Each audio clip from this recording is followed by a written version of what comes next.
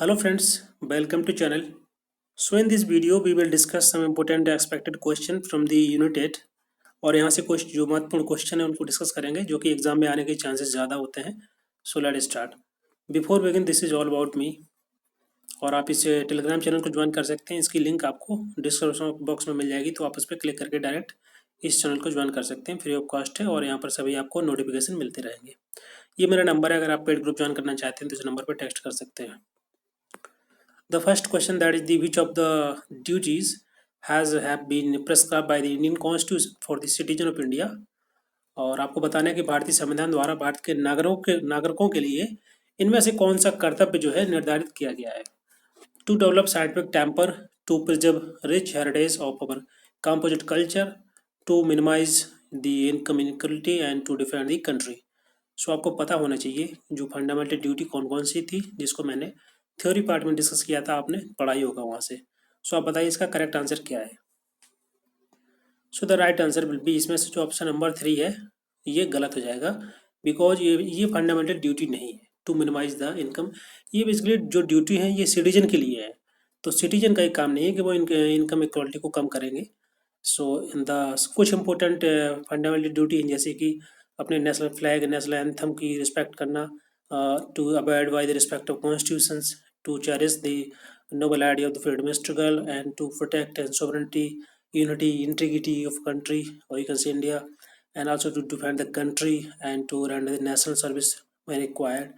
और ब्रदरहुड को बढ़ावा देना, कॉमन ब्रदरहुड को प्रमोट करना, to stop dignity of the women, preserve the rich heritage of our nation and composite culture, to protect the improve the natural environment, scientific temper को develop करना, humanism को बढ़ावा देना, spirit of inquiry and safeguard the public property. And ये सभी की सभी क्या है, ये ड्यूटी दी गई है टू द सिटीजन. सो ये सभी इसमें तीनों ऑप्शन सही हो जाएंगे, बट ऑप्शन नंबर 3 है रॉन्ग हो जाएगा. So option number C will be correct. यहाँ हिंदी में दिया गया है, आप पढ़ सकते हैं.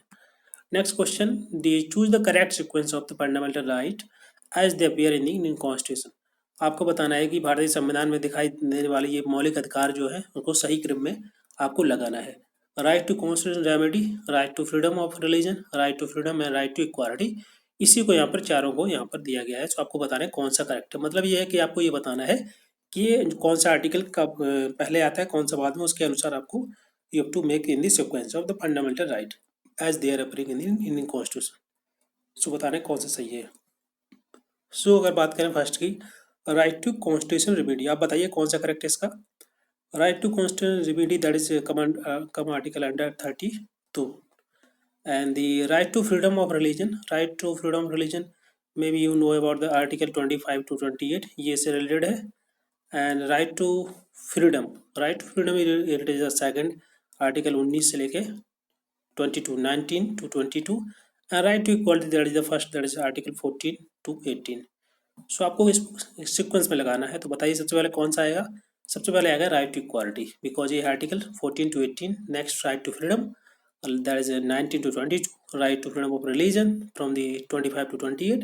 And right to constitution remedy article 32. So जो बी ऑप्शन है वो करेक्ट हो जाएगा यहाँ से. Question number 3, which of the following right was describe by the B R Ambedkar as a heart of Indian constitution. आपको बताना है कि ये डॉक्टर भीमराव अम्बेडकर के द्वारा बताया कौन सा जो है यहाँ पर जो राइट प्रिस्क्राइब किया गया है बी आर अम्बेडकर के द्वारा as a heart of Indian constitution. Right to constitution remedy, right to property, right to equality and right to freedom of religion. So कौन सा सही होगा, आप बताइए इसका आंसर. सो यहाँ पर बी आर अम्बेडकर के द्वारा बोला गया था कि जो राइट टू कॉन्स्टिट्यूशन रेमेडी है आर्टिकल अंडर आर्टिकल 32, इसको बोला गया था कि इन्होंने बताया कि जो संविधान का जो है हार्ट है ये जो है ये आपका right to constitution remedy. So first option correct हो जाएगा. Next article, next question number 4, which among the following set of the articles of Indian constitution deal with the fundamental right. इनमें से कौन से आर्टिकल जो है डील करते हैं फंडामेंटल राइट को लेकर के, मैंने अभी आपको बताया था फर्स्ट क्वेश्चन में. सो आप बताइए कौन सा आंसर सही होगा. फंडामेंटल राइट जो कि है आर्टिकल 12 से लेकर 35 तक. सो फर्स्ट ऑप्शन जो है करेक्ट हो जाएगा. ये क्वेश्चन बहुत ज़्यादा रिपीट होते हैं, इसलिए इनको आप अच्छे से पढ़ लेना.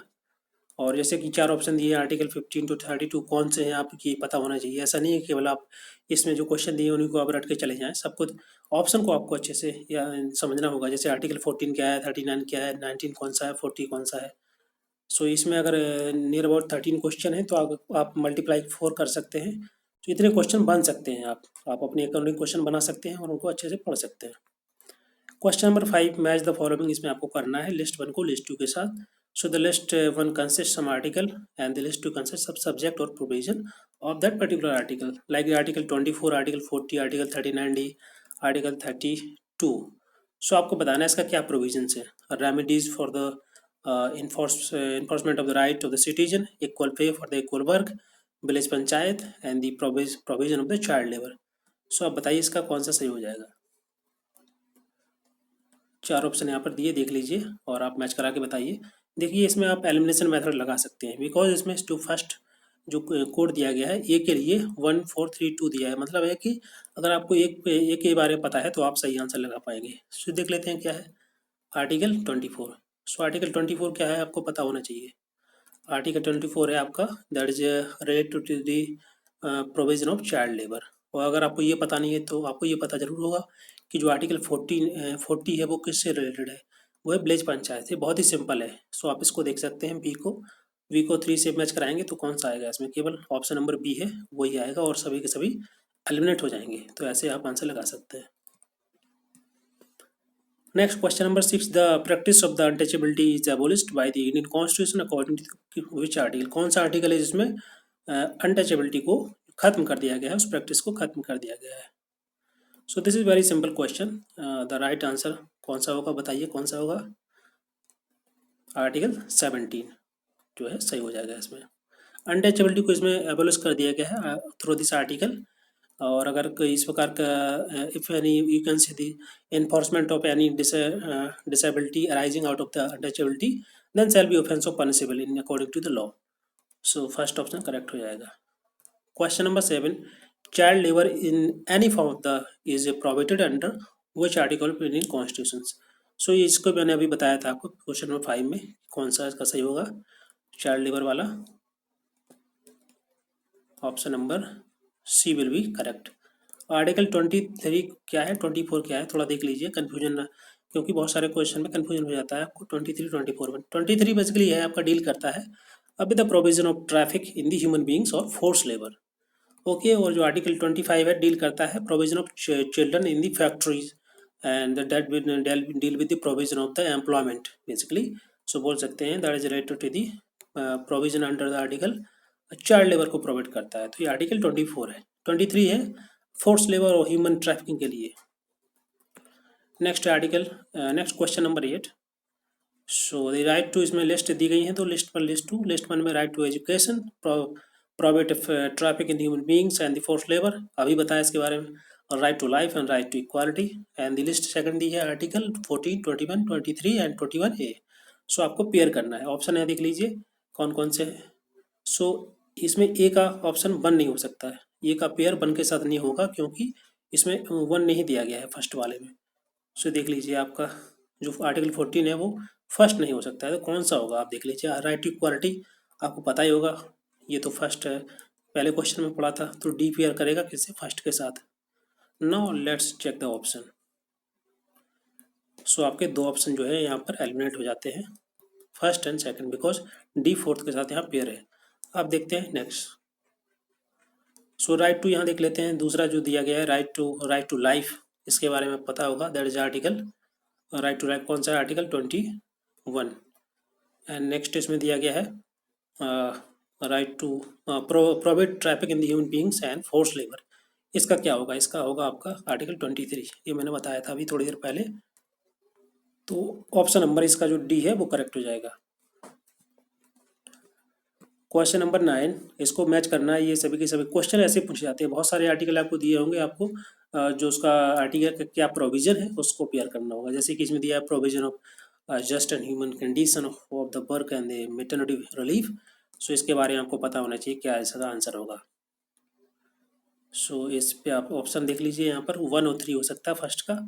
सो 1 क्या है, 40 है, 3 क्या है, 42 है। सो कौन सा होगा, अब बहुत ही सिंपल है, आर्टिकल 14 आपको पता है विलेज पंचायत को लेकर के है, तो ये तो हो नहीं सकता। तो कौन सा बचा? केवल ऑप्शन ऑप्शन सी बचा है, 3 बचा है। जो 3 से पेयर करेगा तो देख लीजिए यहाँ पर फर्स्ट एलिमिनेट हो गया, अब केवल आपके 3 बचा हुआ है।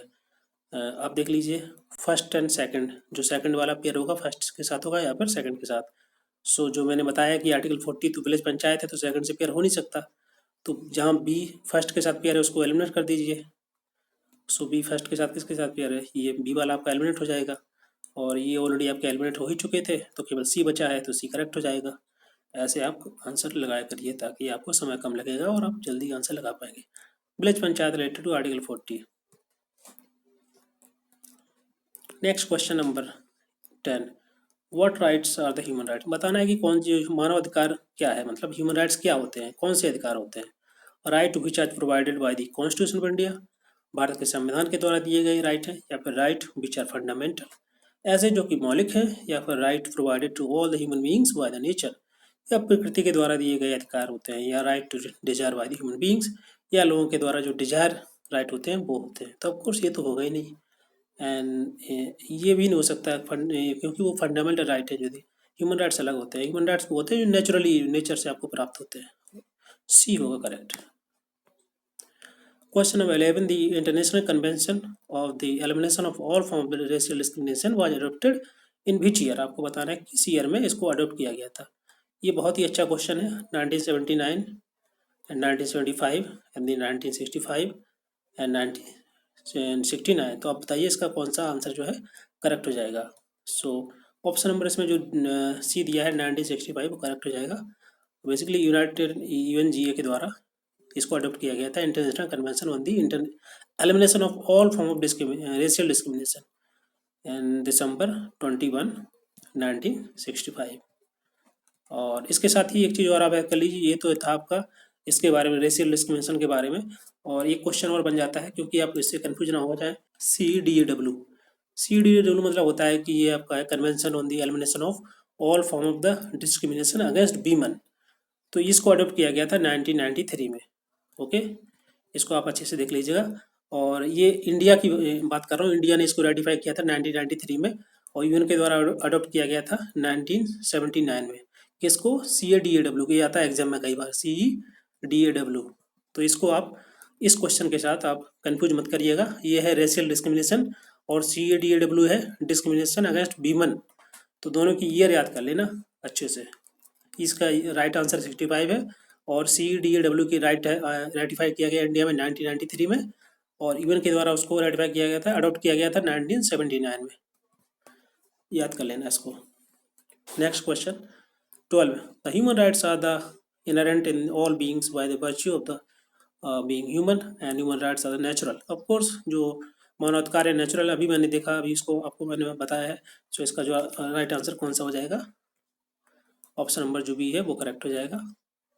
नेक्स्ट क्वेश्चन, क्वेश्चन नंबर, और इसमें जो एसेशन दिया है human right are the inherent, inherent मतलब होता है जन्म से, जो आपको इन द ऑल बीइंग सबको मिलते हैं, bye the virtue of their human kind being human. तो ये सही है क्योंकि ये इनहेरेंट ही होता है, तभी तो ये नेचुरली है। नेक्स्ट है which article of Indian Constitution consider the claim of the scheduled caste and scheduled tribe in the working of the appointment to service and the post in the connection with the affair of the Union State। मतलब ये पूछा गया है इसमें basically कौन सा article है जिसमें SC और ST को जो यूनियन और स्टेट अफेयर होता है उनमें जो जॉब होती है, पोस्ट होती है, उनमें उनको रिजर्वेशन दिया गया है ऐसी सर्विसेज में, अपॉइंटमेंट में। तो ये आपको बताना है कौन सा इसका सही हो जाएगा। Article 330 second, article 164 section first है, आर्टिकल 335 और आर्टिकल 16। सो इसका जो राइट आंसर होगा आप बताइए इसका कौन सा राइट आंसर होगा। आर्टिकल 16, आर्टिकल 16 नहीं होगा, और ऑफ कोर्स आर्टिकल 164 नहीं होगा, केवल आपको 330 और 335 में से हो सकता है। तो कौन सा होगा इसका, ऑप्शन नंबर सी करेक्ट हो जाएगा। ऑप्शन नंबर सी जो है इसका करेक्ट है, 335। नेक्स्ट क्वेश्चन, तो ये क्वेश्चन थे 13 क्वेश्चन। आप बताइए कि आपके कितने करेक्ट हुए हैं, कमेंट बॉक्स में मेंशन कीजिए। और ये क्वेश्चन जो है यूनिट 8 से बहुत ही इंपॉर्टेंट क्वेश्चन है क्योंकि सभी मैंने कवर कर लिए हैं, जैसे कि ह्यूमन राइट्स क्या है, या फिर जो महत्वपूर्ण इंपॉर्टेंट आर्टिकल्स हैं उन सभी को मैंने यहाँ पर कवर किया गया है। जितने भी इंपॉर्टेंट आर्टिकल आप इन सभी को पढ़ के जाइए, लिस्ट बना लीजिए आप सभी आर्टिकल की, क्योंकि देखिए एक क्वेश्चन में नियर अबाउट आप पे 4 क्वेश्चन बन रहे हैं। तो ऐसे क्वेश्चन आप समझेंगे पढ़ेंगे तो आप क्वेश्चन आपके गलत नहीं होंगे एग्जाम में। यहाँ देख लीजिए सभी लिस्ट है। सो इस वीडियो में इतना ही। Thank you very much for today discussion, and next video में डिस्कस करेंगे और कुछ नया टॉपिक या फिर कुछ question. Thank you very much.